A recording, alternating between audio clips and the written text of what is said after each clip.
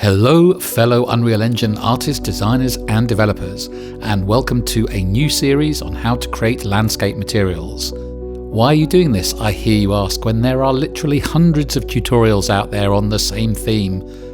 Well, having watched an awful lot of these videos, I realise that most of them are asking you to blindly follow the setup of material nodes without really explaining how they work and why they produce the desired result. And so my promise to you in this series is threefold. Firstly, we'll start with the simplest landscape material and build additional features every episode until we have a comprehensive environmental setup. At the end of the series, you'll have a set of tools to quickly texture any future landscape you create. Secondly, I'll explain how each element of the landscape material works, so that you are armed with knowledge to tweak and add your own features in the future.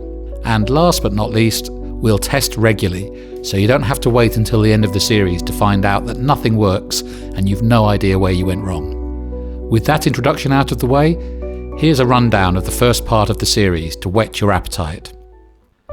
In the first episode, we'll set up our basic landscape layer, a single material across the whole landscape, and I'll introduce the concept of tiling and repetition of the textures. Next, we'll take our simple layer and remove the obvious tiling in the distance by blending in larger tiles when the landscape is further away from the camera.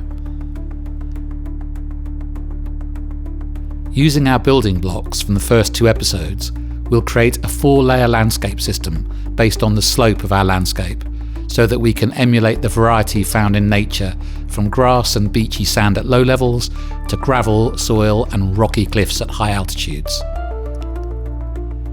Now we'll add a 5th layer to add optional snow to our scene.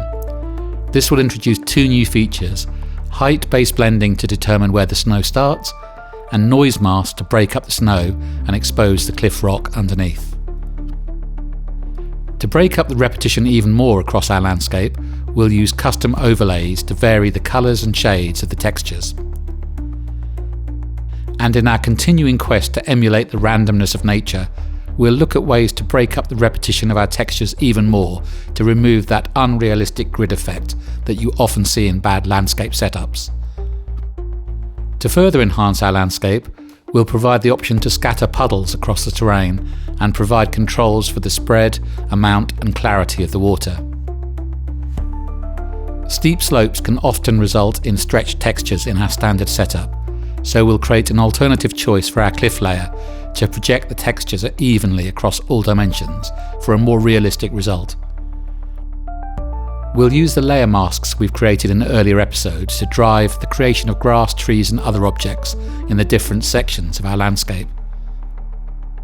A more sophisticated alternative to landscape grass types is PCG, Procedural Content Generation.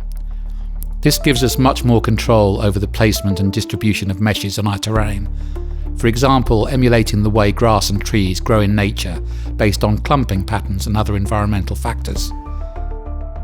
In this episode, I'll explain the concept of runtime virtual textures and how they can be used to increase performance for lower-end devices, and are particularly useful for blending your grass, trees and rocks into the environment.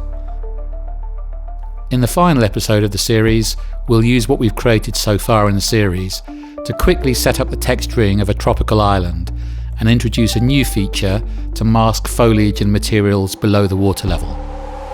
So that's what we'll be covering over the next few weeks.